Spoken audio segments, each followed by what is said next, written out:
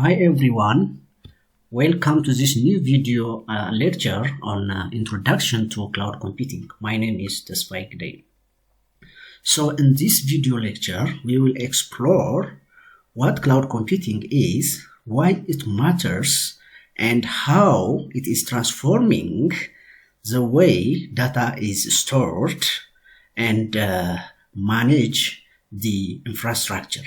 So specifically in this topic, the following are covered: definition and evolution of cloud computing, enabling technologies, service and deployment models, popular cloud stacks and use cases, benefits, risks and challenges of cloud computing, and economic models and the service level agreements, referred in short as SLS. And the last point of this section or of this video lecture is also to be discussed in topics in cloud security.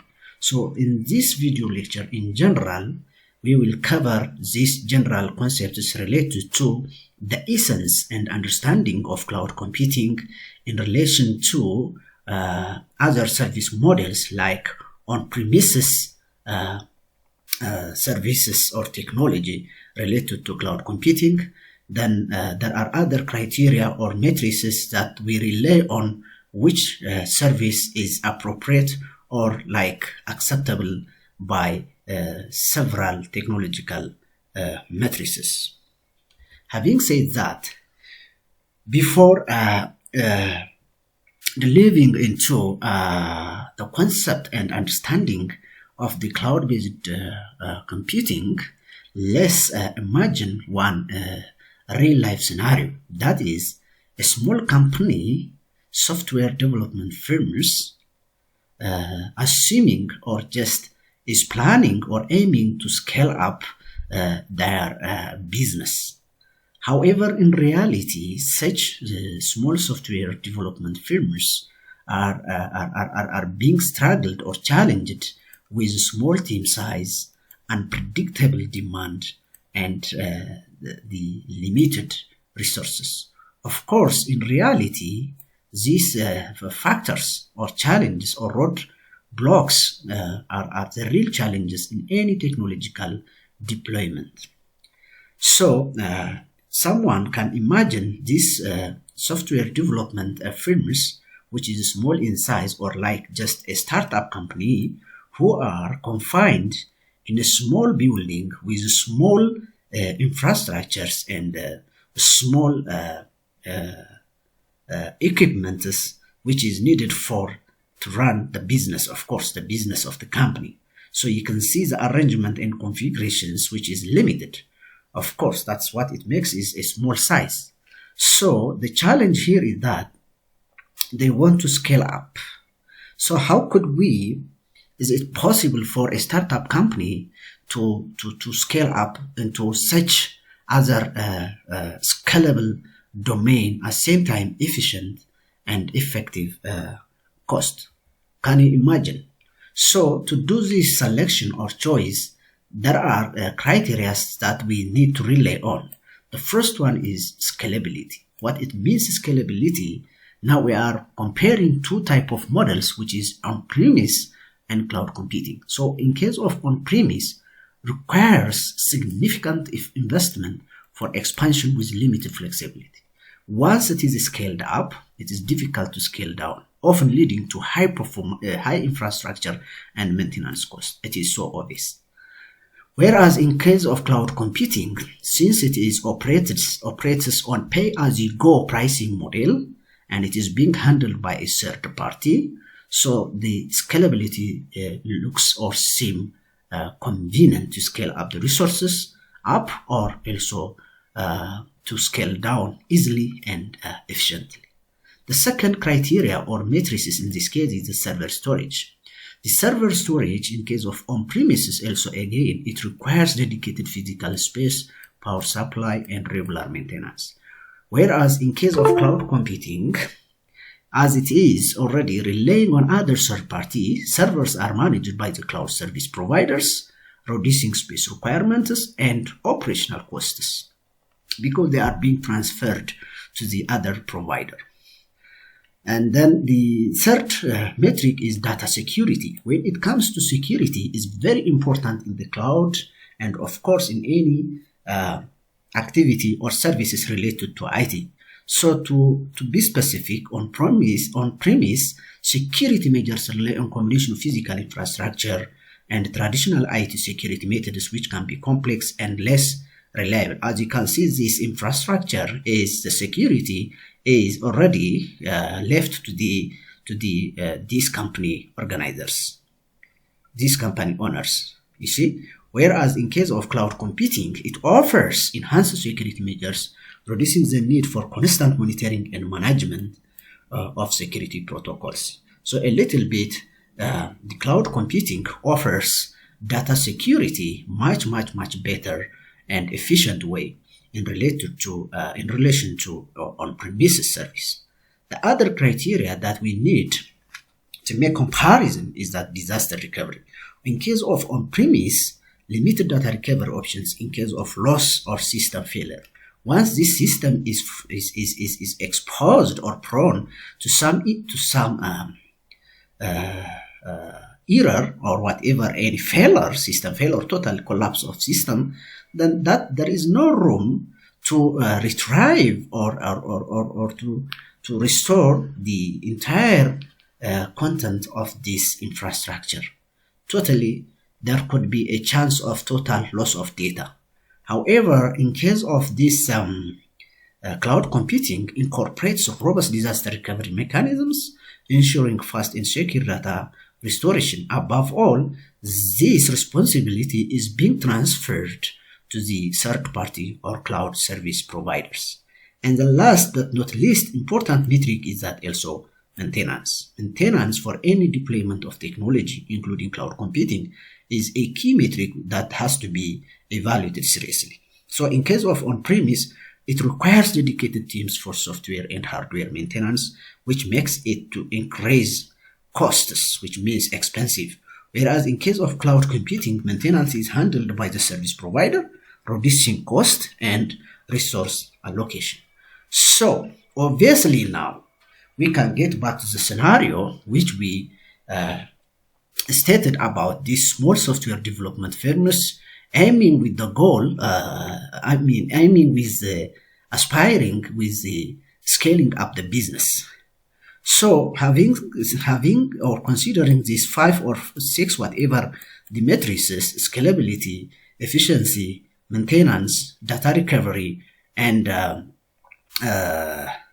whatever the other criteria such as server storage, data recovery, in this case, it is now a must action to be taken to look for another decision, another option such that a cloud computing is the only viable option for this company, for these owners to make a choice in relation to the on-premises, because all the criteria that we have seen on is against on-premise model.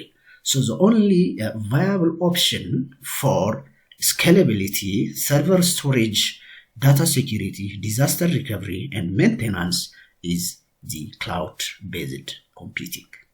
So obviously this enthusiastic and highly inspired team need to go to the cloud in order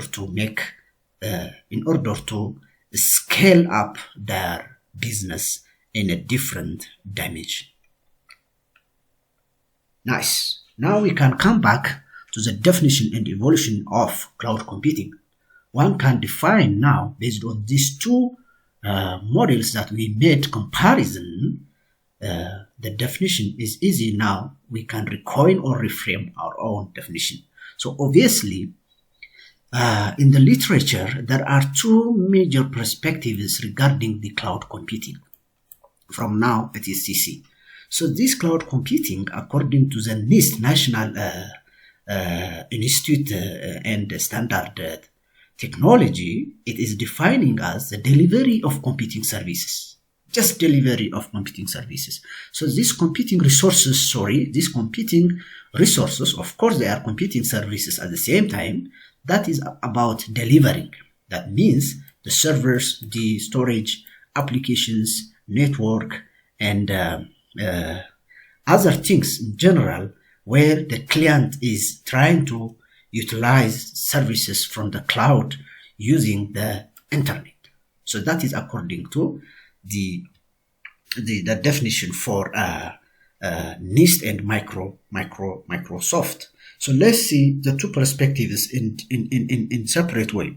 According to NIST, cloud computing is defined as it is a model for enabling ubiquitous, convenient, on-demand network access to a shared pool of configurable computing resources, such as network, servers, storage, applications, and services in general, that can be rapidly provisioned and released with minimal management effort or service provider interaction. So you can see this is a very, very, very key point, which is with minimal management effort. So the management is, of course, is being transferred to the third party. That's why comparing to on-premises, based on the scalability, based on data security, based on data privacy, based on maintenance, is a minimal management effort for the cloud computing instead of the on-premises. So the key elements of the NIST definition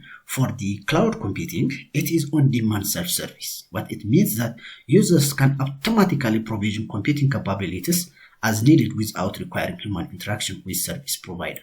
So it is up to the demand, just on-demand service, self-service. So there is no as such interaction between the user and the service provider. It is there on the cloud that you can set, and the service provider also release and also scale up and also scale down based on the self-service or on-demand self-service of the user request. The second very critical feature is broad network access, meaning this cloud computing is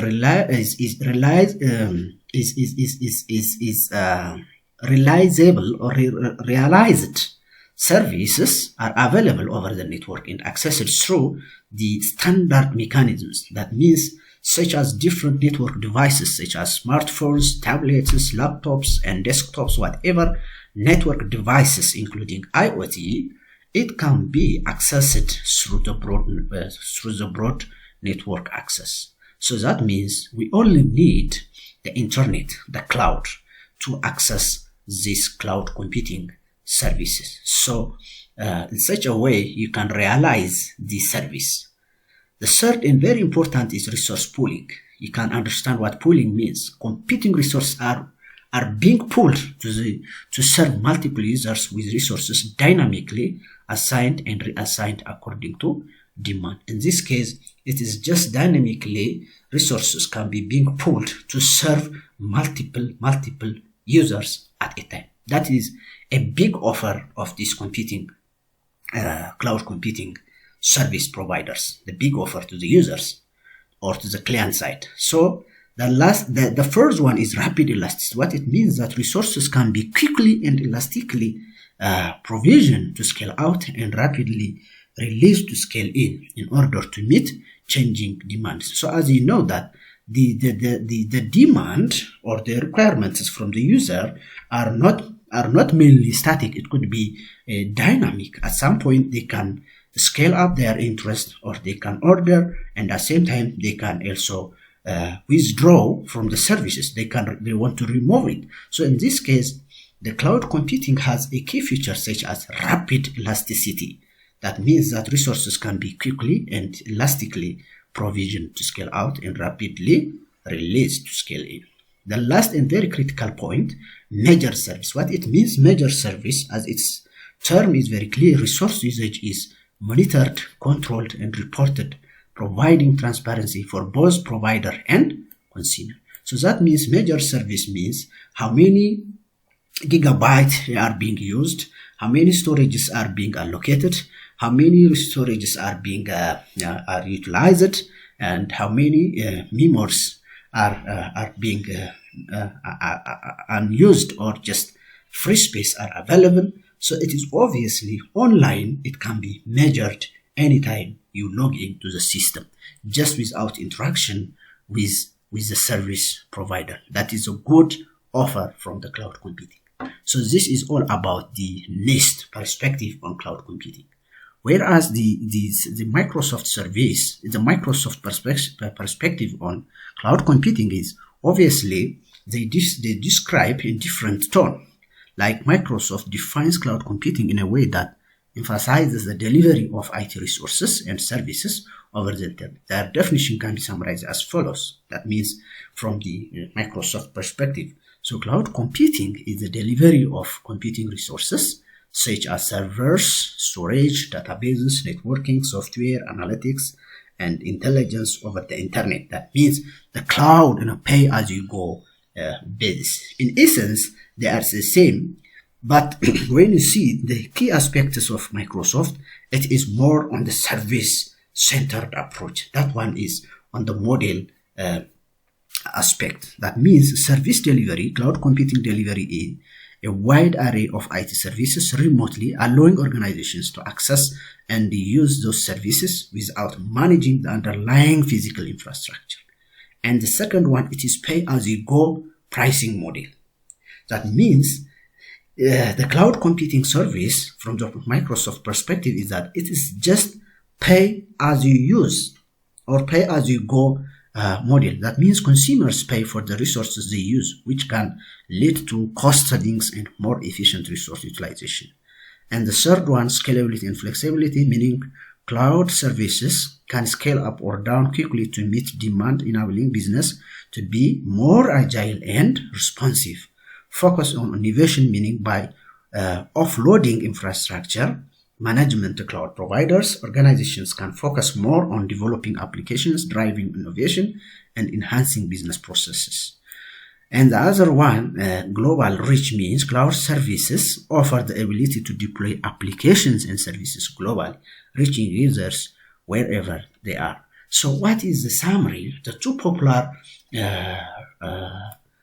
popular views on cloud computing, NIST and Microsoft, we can make a summary as follows. That means NIST emphasizes a model with key characteristics like on demand self-service, broad network access, resource pooling, rapid elasticity, major service. It also categorizes cloud computing into various service and deployment model. Actually, cloud computing is divided into service model and deployment model according to NIST.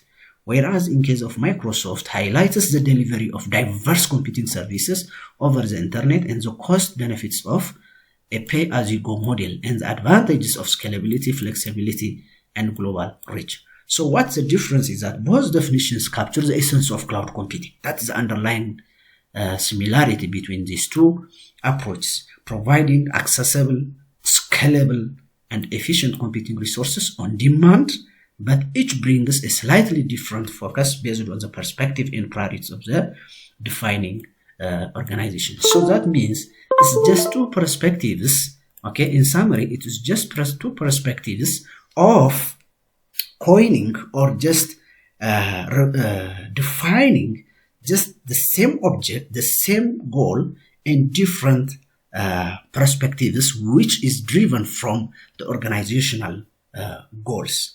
Otherwise, both definitions captures the essence of cloud computing, which provides accessibility, scalable, and efficient computing resources on demand. That is, at the end of the day, the cloud computing target to be